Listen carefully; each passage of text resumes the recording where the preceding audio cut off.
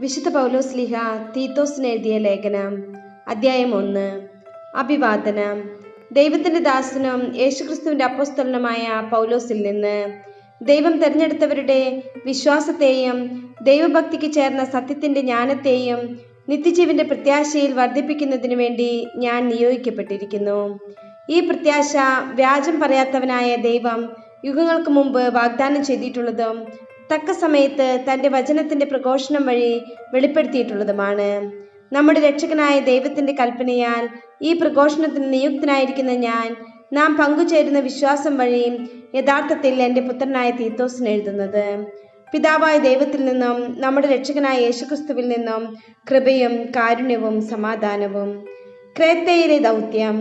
ഞാൻ നിന്നെ ക്രേത്തയിൽ വിട്ടിട്ട് പോകുന്നത് നീ അവിടുത്തെ കുറവുകളെല്ലാം പരിഹരിക്കുന്നതിനും ഞാൻ നിർദ്ദേശിച്ച വിധം എല്ലാ പട്ടണങ്ങളിലും ശ്രേഷ്ഠന്മാരെ നിയമിക്കുന്നതിനും വേണ്ടിയാണ്.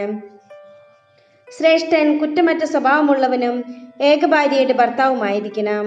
അവന്റെ സന്താനങ്ങൾ വിശ്വാസികളും ദുർവൃത്തരെന്നോ അനുസരണമില്ലാത്തവരെന്നോ ദുഷ്കീർത്തി സമ്പാദിച്ചിട്ടില്ലാത്തവരും ആയിരിക്കണം. മെത്രാൻ ദൈവത്തിന്റെ കാര്യസ്ഥൻ എന്ന നിലയ്ക്ക് കുറ്റമറ്റവനായിരിക്കണം. അഹങ്കാരിയോ ക്ഷിപ്രകോപിയോ മദ്യപനോ അക്രമാസക്തനോ ലാഭക്കൊതിയനോ ആയിരിക്കരുത്. മറിച്ച് അവൻ അതിഥി സൽക്കാരപ്രിയനും നന്മയോട് പ്രതിപത്തിയുള്ളവനും വിവേകിയും നീതിനിഷ്ഠനും പുണ്യശീലനും ആത്മനിയന്ത്രണം പാലിക്കുന്നവനും ആയിരിക്കണം. അന്യോന്യമായ വിശ്വാസ സംഹിതയിൽ പ്രബോധനം നൽകാനും അതിനെ എതിർക്കുന്നവരിൽ ബോധ്യം ജനിപ്പിക്കാനും കഴിയേണ്ടതിന് അവൻ താൻ പഠിച്ചറിഞ്ഞ സത്യവചനത്തെ മുറുകെ പിടിക്കണം.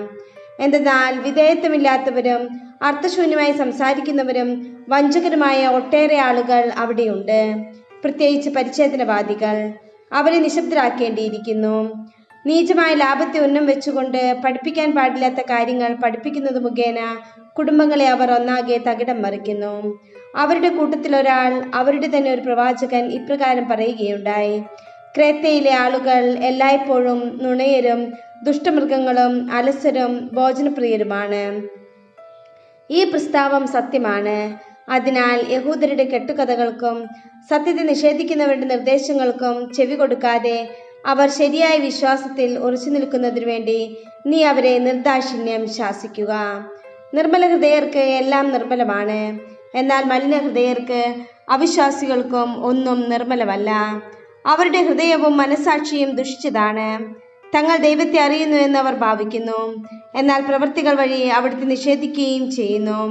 അവർ വെറുക്കപ്പെടേണ്ടവരും അനുസരണമില്ലാത്തവരും ഒരു സത്പ്രവൃത്തിക്കും കഴിവില്ലാത്തവരുമാണ്.